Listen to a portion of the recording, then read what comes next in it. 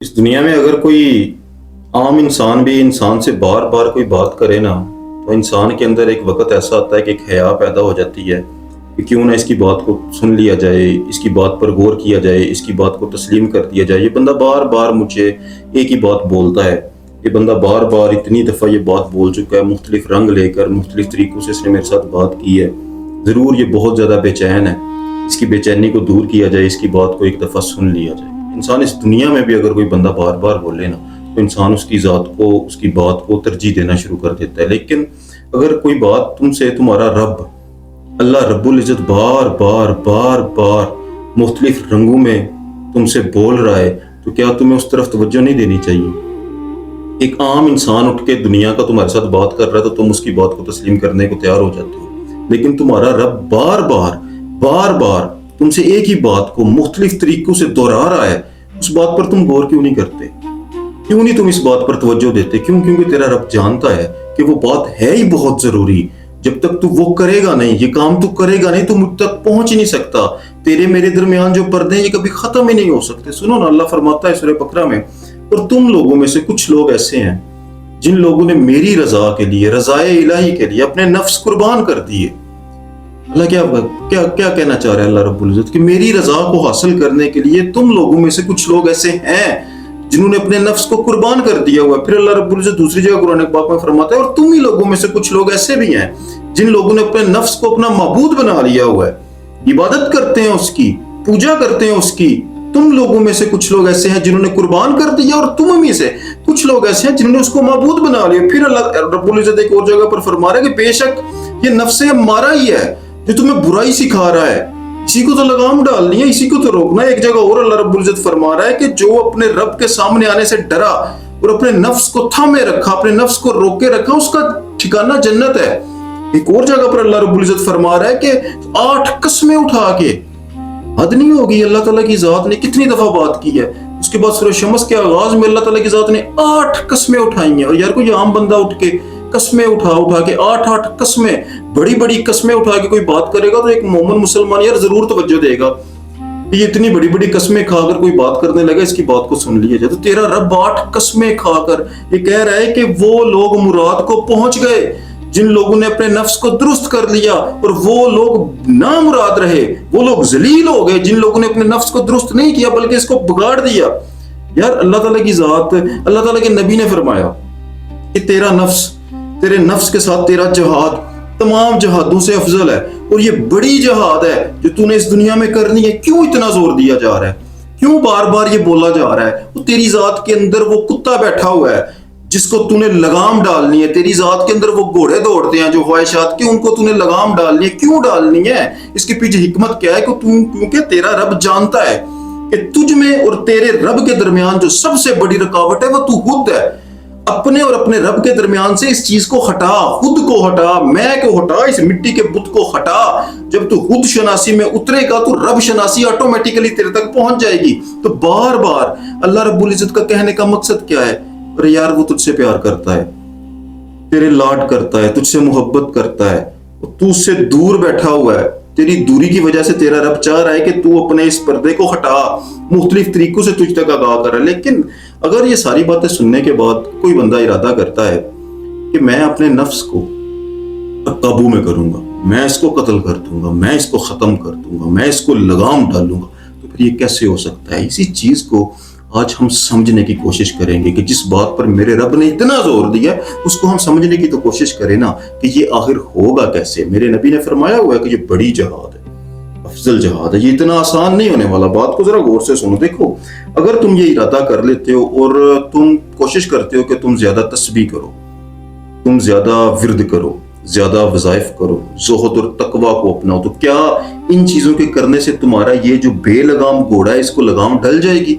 क्या ये काबू में आ जाएगा? तो मैं आपसे कहता हूँ बिल्कुल भी नहीं। ऐसा कभी नहीं होगा, ऐसा हो ही नहीं सकता। और अगर तुम इसको भूख देते हो, प्यास देते हो, गर्मी देते हो, दर्द देते हो, तकलीफ देते हो, अजियत पहुंचाते हो इसको, तो क्या ये अजियत, ये दर्द, ये भूख, ये प्यास, ये सब कुछ इसके ऊपर डालने से, ये सारा जो है इसके ऊपर अजाब मुसल्लत करने से क्या ये नफ्स काबू में आ जाएगा? तो मैं आपसे कह रहा हूँ कि ऐसा करने से बिल्कुल भी काबू नहीं आएगा, ऐसा करने से ये काबू नहीं आता। और अगर तुम उसको अकेलापन दो, तन्हाई दो, चिल्ला करवाओ इसको, चिल्ला कशी, दुनिया से किनारा कर दो, जंगलों में ले जाओ, जलील करो इसको। तो क्या इसको जलील करने से, इसको अकेलापन अता करने से, इसको तन्हाई देने से ये काबू में आ जाएगा?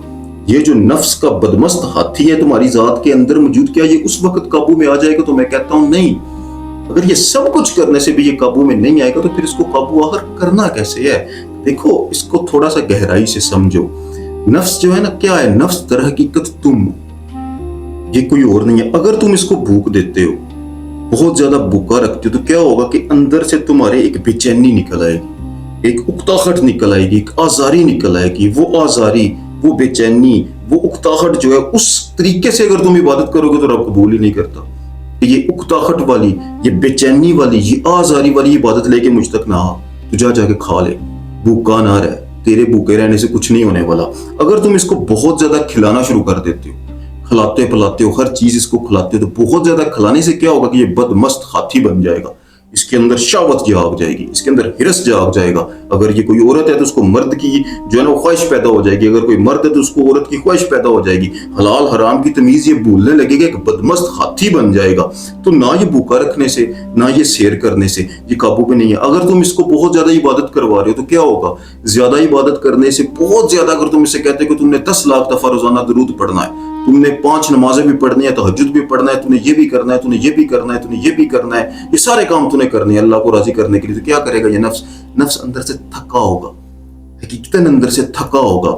इस थकावट वाली जो इबादत है इसको भी रब कबूल नहीं करेगा। अगर तुम इसको इबादत बिल्कुल छुड़वा देते हो तो तब भी ये अपनी शक्ल को बिगाड़ देगा, इसके अंदर शैतान हावी हो जाएंगे। तो फिर आखिर इसको चाहिए क्या? इस चीज को कंट्रोल कैसे? देखो, ये एक ऐसी एक स्लिपरी सी पहाड़ी है जिसको बड़े बड़े और तरीके से कंट्रोल करना होगा। इंसान को हकीकत में क्या चाहिए ये आपको समझना होगा। इसको हकीकी तौर पर नफ्स को काबू करने के लिए इसकी वो चीज इसको अता करो, वो चीज इसको दो जिसकी तलब इसको सबसे ज्यादा है। देखो, इस दुनिया में आके कोई भी नफ्स ऐसा नहीं है जो ज्यादा भूखा रह सके, जो ज्यादा खा सके। ना उसे ज्यादा भूखा रहने से जो सुकून मिलता है, ना इसको ज्यादा खाने से सुकून मिलता है। इसकी तलाश क्या है? नफ्स इंसान का हमेशा इमा ढूंढता है, अमा मिले। वो इकबाल थे ना, इलामा इकबाल साहब जब इस स्टेज पे पहुंचे ना कि उन्होंने अपने नफ्स को काबू में करना था, तो इलामा इकबाल साहब ने बहुत कुछ किया। इकबाल जो है उन्होंने बहुत कुछ किया लेकिन कंट्रोल ना कर पाए। तो आखिर इकबाल ने क्या लिखा? ना जहां में कहीं अमा मिली, जो अमा मिली तो कहां मिली, मेरे जुर्म खाना खराब को तेरे अफ़्व बंदा नवाज में। बात को समझने की कोशिश करो। वो कहते हैं कि मैंने सारा जग जहान फिर दिया था, मुझे कहीं पर जाके अमा नहीं मिली। मुझे अमा कहां पर मिली थी? मेरा जो खाना खराब हो चुका था अंदर से, मेरे नफ्स की वजह से जो बेड़ा गर्क हुआ था मेरा अंदर, ये अमा ढूंढने के लिए मुझे कहां जाना पड़ा? तेरे अफ़्व बंदा नवाज में मुझे एक ऐसी चौखट मिली जिस चौखट से मुझे ला इलाहा इल्लल्लाह का बीज अता हुआ। वो बीज जब मेरी जात के अंदर गया, जब वो बीज को मैंने पढ़ना शुरू किया, तो उसकी वजह से मेरी जात के अंदर इतना सुकून आ गया, मुझे इतना सुकून आ गया, इतनी अमा मिल गई कि मेरा नफ्स ऑटोमेटिकली शौक से सब कुछ करने लगा। यानी वही इबादत जो ज्यादा करने में नफ्स जो है वो थकावट फील करता था, अब क्या हुआ कि मेरी रूह बेदार हुई, तो रूह ने उसको जगह दी, मेरे नफ्स को जगह दी। तो खुदी के अंदर जब मेरा नफ्स डूबा तो ऑटोमेटिकली ये अपनी हैयत को बदलना शुरू हो गया। जब ये अपनी हैयत को बदलने लगा, नफ्स लवामा तक पहुंचा, तो इसके ऊपर अल्लाह ताला की जात के और रूह के लश्कारे पड़ने लगे, इस पर अल्लाह ताला की जात के करम होने लगे। जब करम होने लगे, इल्हाम होने लगे, तो नफ्स को और अमा मिली, अपनी हकीकत को जानने लगा, इस दुनिया से हटकर अलग किस्म के जलवे देखने लगा। जब वो जलवे देखने लगा, आलमे अमर की सैर करने लगा, तो नफ्स अंदर से और ज्यादा मुतमिन हुआ, और ज्यादा इसको अमा मिली। तो ये एक वाहिद चीज है अमा, जो आपको तलाश करनी है, जैसे भी आपको तलाश करनी है। इसके अलावा इस नफ्स के जो अम्मारा है ना, इसको कंट्रोल करने का इस दुनिया में कोई और तरीका नहीं है। अगर तो इलामा इकबाल साहब की बात पे जाए ना, अमा मिली तो कहाँ मिली, मेरे जुर्म खाना हराब को तेरे अफ़्व बंदा नवाज में। तुम्हारा स्पिरिचुअल टीचर अगर कामल हो ना, तो एक हकीकी इस्म वो तुम्हें अता कर दे जो तुम्हारी जात के अंदर सोल को बेदार कर दे। सोल की बेदारी से तुम्हारी खुदी की परवाज होगी और उसके अंदर जाकर नफ्स पना लेगा तुम्हारे कल्ब के अंदर। अदरवाइज ये नफ्स का जो बेलगाम घोड़ा है ना, ये काबू में नहीं आता। आज के लिए इतने, जज़ाकल्लाह।